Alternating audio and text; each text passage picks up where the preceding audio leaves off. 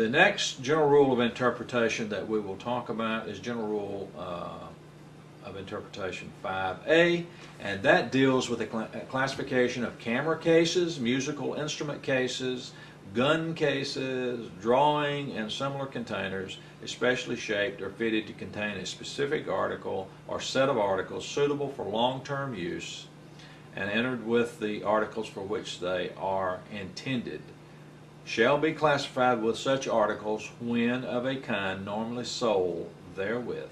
The rule does not, however, apply to containers which give the whole its essential character. Now, what this is telling you is that if the camera case comes in with a camera, it is classified as a camera. That's what that rule of interpretation is saying. What if that camera case comes in by itself?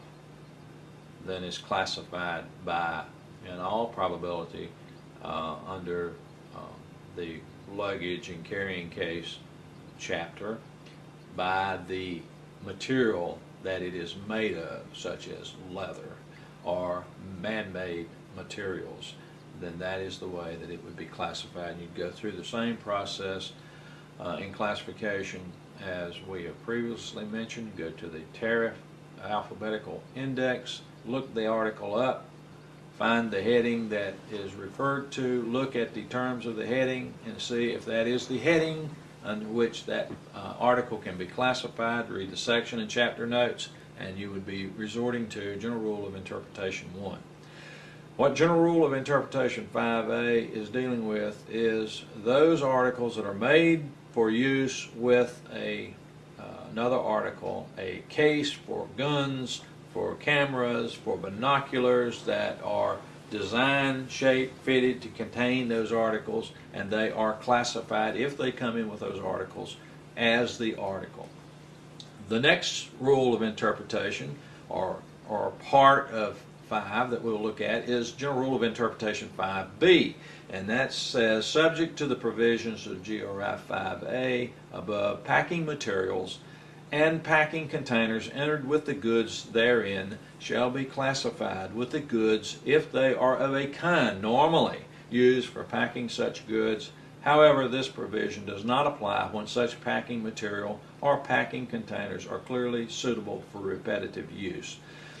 Now, what this is saying basically is cardboard boxes or pallets that are not suitable for repetitive use are going to be classified with those goods. That, for instance, a camera in a case, a dozen to the box. The box is going to be classified, or the value of that box will be included in the classification of the camera as it is entered into the commerce of the United States. The pallets, wooden pallets that are not for repetitive use, they would also be classified with those goods. That is what General Rule of Interpretation 5B is telling you. The next and final international General Rule of Interpretation is number 6, and it says, for legal purposes, the classification of goods and the subheadings of a heading shall be determined according to the terms of those subheadings and any relative subheading notes, and mutatis mutandis, to the above rules on the understanding that only subheading at the same level are comparable.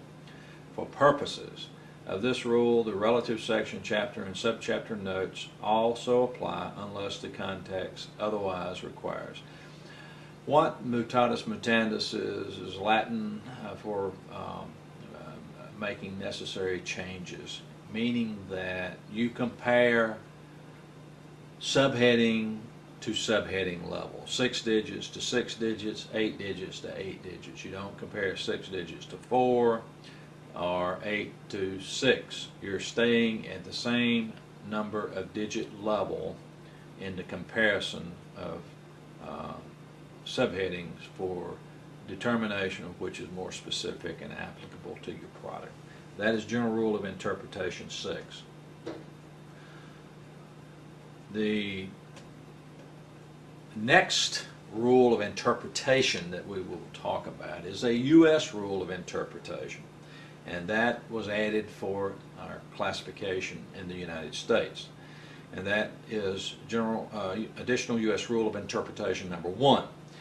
In the absence of special language or context which otherwise requires a tariff classification controlled by use other than actual use is to be determined in accordance with the use in the United States at or immediately prior to the date of importation of goods of that class or kind to which goods of that class or kind belong. And the controlling use is the principal use.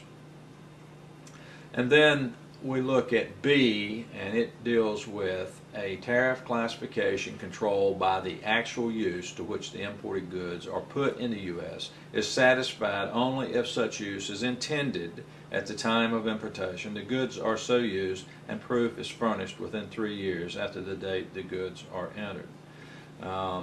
That deals with the actual use.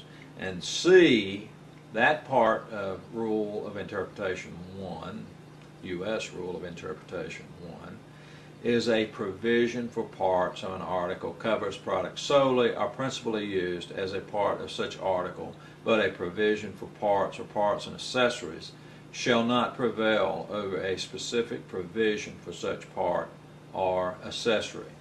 This C is where you are going to have the greatest area of concern in classifying automobile parts, putting them under a provision of parts of automobiles when, for instance, it may be a set screw that has its own unique classification, and that therein lies the greatest problem encountered under classification, or the most frequent errors are found in this area in classifying parts and accessories.